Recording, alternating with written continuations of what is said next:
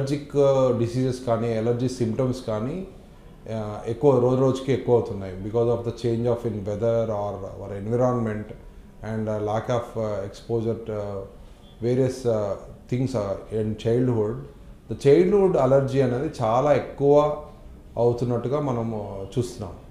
So allergy అనేది it's a hyperreactivity to some normal object. అంటే నార్మల్గా ఏదైనా ఎక్స్పోజ్ అయినప్పుడు డస్ట్కి కానీ లేదంటే పోలెన్ కానీ ఎక్స్పోజ్ అయినప్పుడు మామూలుగా కొంత రియాక్షన్ అనేది బాడీ చూపిస్తుంటుంది. బట్ ఆ రియాక్షన్ అనేది చాలా ఎక్కువ స్థాయిలో ఉండి దానివల్ల మనకు సిమ్టమ్స్ కనుక వస్తున్నట్లయితే దాన్ని మనం ఎలర్జిక్ డిసీజెస్ అంటాం. అంటే ఒకటికి 10 తుమ్ములు రావడము, లేదంటే ముక్కు గారుతూ ఉండడము, లేదంటే కళ్ళల్లో ఇచ్చింగ్ ఉండడము, ఇవన్నీ ఈ లక్షణాలు. లేదంటే స్కిన్ ఇచ్చింగ్ రావడం, స్కిన్ పైన దురద, అట్లానే ఎగ్జిమా అంటాం, స్కిన్ పైన ర్యాషెస్ రావడము, ఇలాంటి లక్షణాలు కనుక ఏదైనా ఏజెంట్ యాంటీ ఎలర్జెన్స్కి ఎక్స్పోజ్ అవుతున్నప్పుడు కనుక ఈ సిమ్టమ్స్ కనబడితే దాన్ని ఎలర్జిక్ డిసీజ్ అంటాం.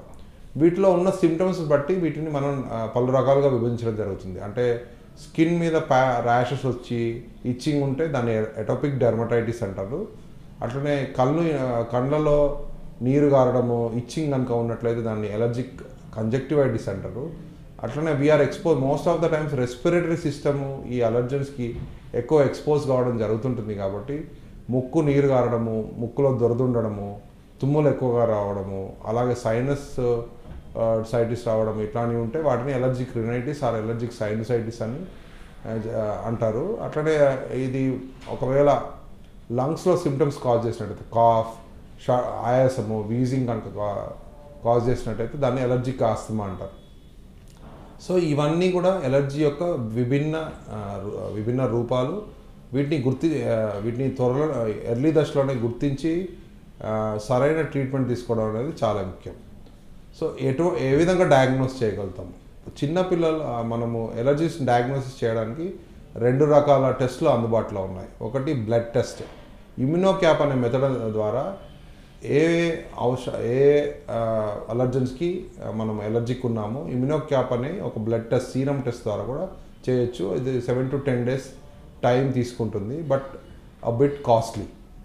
ఒక్కొక్కసారి ఏంటంటే అండర్ డయాగ్నోసిస్ చేయొచ్చు, ఒక్కొక్కసారి సెన్సిటివిటీని అనేది ఓవర్ డయాగ్నోస్ చేయడం కూడా జరుగుతుంటుంది. The most cost effective and good test is skin prick test అంటాం. అంటే ఇందులో ఎలర్జెన్స్ పేషెంట్ యొక్క బాడీ మీద చిన్న డ్రాప్స్ ఆఫ్ ఎలర్జెన్స్ వేసి ఒక చిన్న స్టైలెట్ ద్వారా ఇంట్రాడర్మల్ టెస్ట్, స్కిన్ ప్రిక్ చేయడం జరుగుతుంది. This is more reliable test and more cost effective and more safe test which is done usual in the hospitals. So వీటి ద్వారా మనము ఏ ఎలర్జీస్ ఉన్నాయనేది మనం డయాగ్నోస్ చేయడం జరుగుతుంది. ఈ ఎలర్జీస్ అనేది ముఖ్యంగా 3 రకాలుగా విభజించడం జరుగుతుంది. ఒకటి ఏరో ఎలర్జెన్స్, అంటే ఇన్హలేషన్ వల్ల వచ్చేటంటే మనం గాలి పీల్చుకున్నప్పుడు బాడీలోకి ఎంటర్ వాటిని ఏరో ఎలర్జెన్స్ అంటాము. ఇవి అవుట్డోర్ కానీ, అంటే పోలెన్స్ ఆర్ ఫంగస్ కానీ ఇట్లాంటివి అవుట్డోర్ ఎలర్జెన్స్. అట్లా ఇండోర్ ఎలర్జెన్స్ ముఖ్యంగా dust mite and cat and animal danders, అంటే ఇవి ఎక్కువగా ఉండడం జరుగుతుంది. అట్లానే అది కాకుండా ఫుడ్ ఎలర్జీస్లో ముఖ్యమైనవి ఈ చిన్నపిల్లలు ఎక్కువగా చూసేవి tree nut or peanut allergies, soya, milk and sometimes prawns. These are the commonest allergens. So ఇవి తీసుకుంటున్నప్పుడు వాళ్ళకి ఏమన్నా సిమ్టమ్స్ అవుతున్నాయా అంటే వాళ్ళు ఏమైనా దగ్గు రావడము, ఆయాసపడము ఇట్లాంటివి జరుగుతున్నాయో మనం గమనించుకోవాల్సి ఉంటుంది అనమాట. ఇకపోతే డ్రగ్ ఎలర్జెన్స్, అంటే డ్రగ్ ఎలర్జీ అంటే ఏదైనా మందులు ఇచ్చినప్పుడు యూజువల్గా వచ్చే ఎలర్జీని డ్రగ్ ఎలర్జీస్ అంటారు.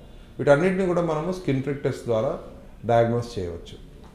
స్పెసిఫిక్గా కొన్ని అలర్జెన్స్కి మాత్రము మనకు ఇమ్యునోథెరపీ అనే ట్రీట్మెంట్ ఉంటుంది. ఇది సబ్లింగ్వల్, అంటే ఓరల్గా కానీ లేదంటే ఇంజెక్షన్స్ రూపంలో కానీ ఇవ్వడం జరుగుతుంది. ఫ్యూ అలర్జెన్స్ లైక్ పోలెన్స్ కానీ లేదంటే డస్ట్ మైట్కి కానీ లేదంటే కొన్ని ఫంగస్ అలర్జెన్స్కి మాత్రము ఈ ఇమ్యునోథెరపీ అవైలబుల్ ఉంది. సో ఎర్లీ డయాగ్నోసిస్ చేయడం ద్వారా, ఇమ్యునోథెరపీ చేయడం ద్వారా ఫర్దర్గా కాంప్లికేషన్స్ రాకుండా మనము కాపాడవచ్చు. కొన్నిట్లలో అవాయిడెన్స్ అంటే ఏదైనా స్పెసిఫిక్గా ఫుడ్ అలర్జీ కనుక ఉంటే దాన్ని ఆ ఫుడ్ తీసుకునేటప్పుడు అవాయిడ్ చేయడం ద్వారా కూడా సిమ్టమ్స్ నుంచి మనం తప్పించుకునే అవకాశం ఉంటుంది.